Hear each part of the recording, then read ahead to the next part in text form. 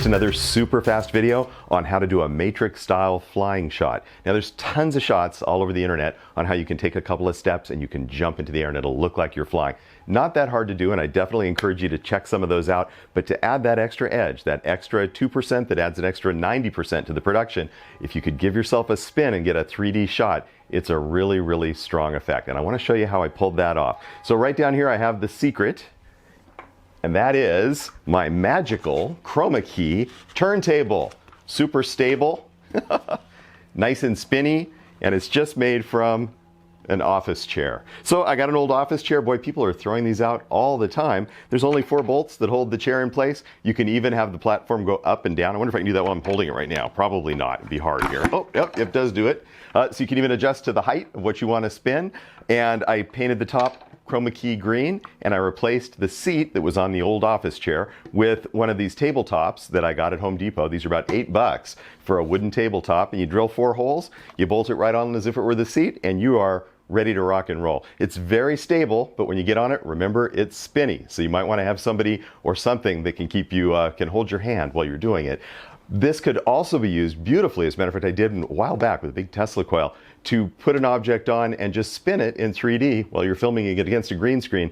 Fantastic for product shots, and I don't know how you get any simpler than this. I mean, probably you're going to pick this up anywhere if somebody's throwing it out, so it's going to be an $8 to $10 turntable that you can do absolutely amazing stuff with. So the trick to getting the flying sequence flying is a little tiny bit of masking, and I'm going to show you how to do that in Vegas video.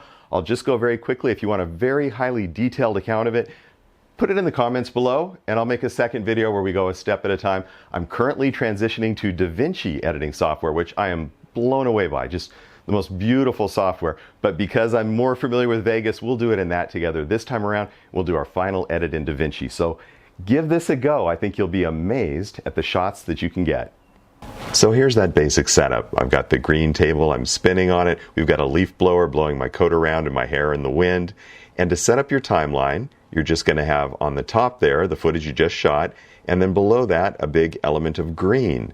So in order to see through to the green, we're going to go ahead and do a mask. So here I've just made a very basic mask around myself, and when we turn that mask on, it's going to allow the green on the lower part of the timeline to show through. So here you'll see we're zooming out, and this is the pan and crop portion of it, and we're just going to pan and crop so I'm small in frame, and you'll see that big F spinning around. That is simply the frame in Vegas, so we're creating a little bit of motion with the typical pan and crop, and the final result is what you're going to see here.